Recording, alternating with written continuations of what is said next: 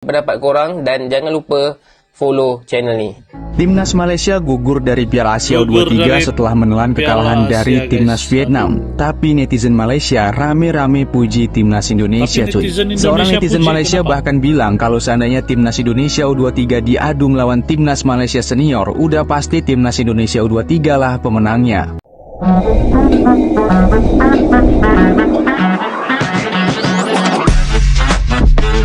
Yo, kumaha damang, salam silaturahmi good people. Ojo lali di subscribe yo channelku. Assalamualaikum kumaha damang good people. Sampurasun sarang wilajeng sumping ke channel abdi saya BDT dari Borneo Sabah akan menemani kawan-kawan semua dalam episode reaction kali ini. Parah guys, netizen Malaysia hujat timnas Malaysia sendiri guys, karena kalah dengan Vietnam. Nah guys, ini betul-betul saya rasa satu berita yang begitu kaget juga lah saat melihat kan timnas Malaysia ini kalah sama tim Vietnam, di mana apabila saya lihat yang sebelum-sebelum ini Vietnam menentang Indonesia itu betul-betul apa nih ada perlawanan nah di sana kalau kita nampak. Tapi kalau kita nampak Malaysia lawan Vietnam macam budak-budak bah Vietnam buat Malaysia guys. Jadi kita akan nonton video ini, hujatan daripada para netizen di Malaysia. Apa pendapat netizen tentang timnas Malaysia ini sendiri guys. Jadi moga-moga kawan-kawan semua yang nonton ini sudi untuk klik like, komen, dan share di video ini. Dan saya doakan kawan-kawan semua berada dalam keadaan yang sehat, selalu dimurahkan rezeki, dipermudahkan segala urusan dunia dan akhirat. Amin ya rabbal alamin. Oke guys, tanpa buang-buang waktu mari kita nonton isi kandungan video ini. Let's go.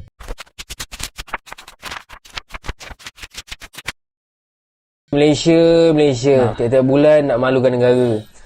Malukan Harimau negara. Muda telah pun dikalahkan oleh Vietnam dengan skor 2-0. Aku tak payah panggil harimau muda lah kot. Panggil binatang-binatang lain yang lebih sesuai lah. Anjing ke, kucing ke kan. So, bagi aku, skrip yang lebih kurang sama macam game yang lepas.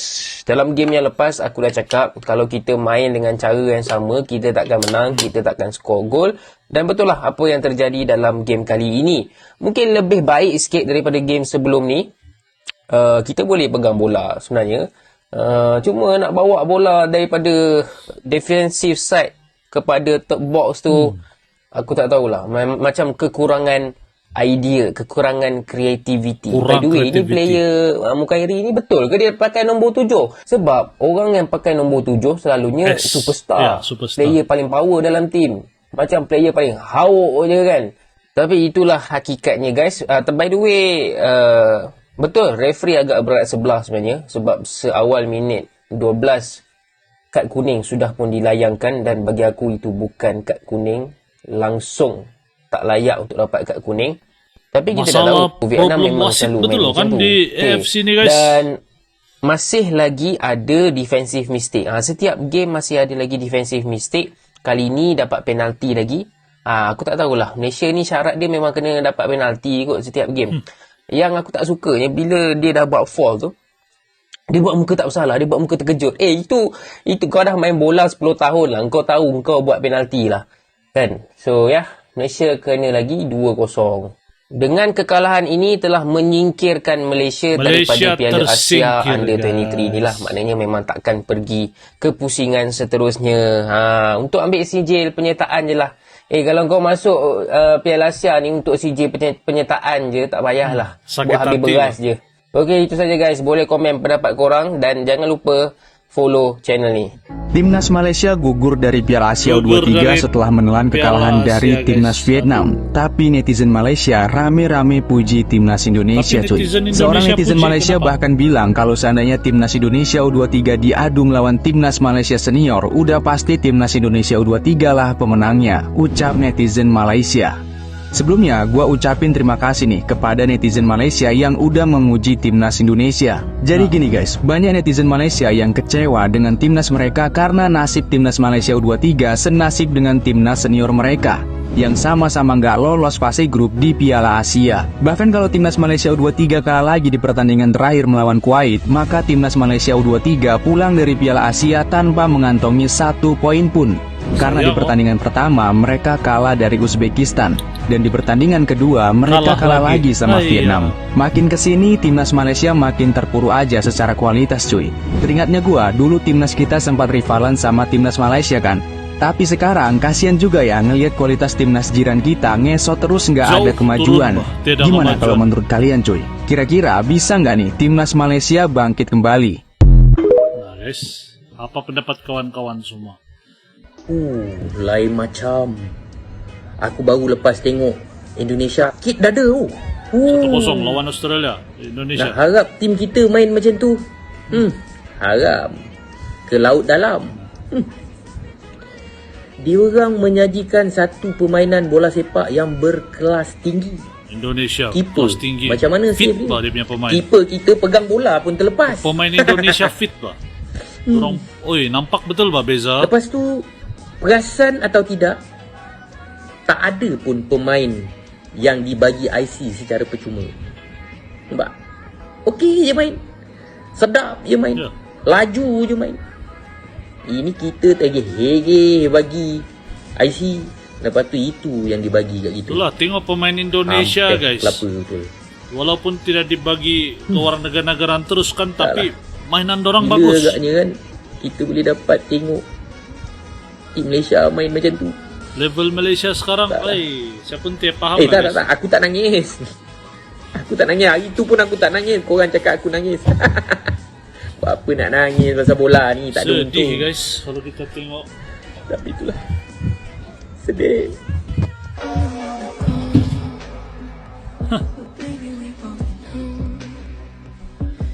Memang jauh lah kualitas kalau kita mau bandingkan Malaysia sama Indonesia. Memang jauh lah kualitas Indonesia punya tim kalau saya lihat.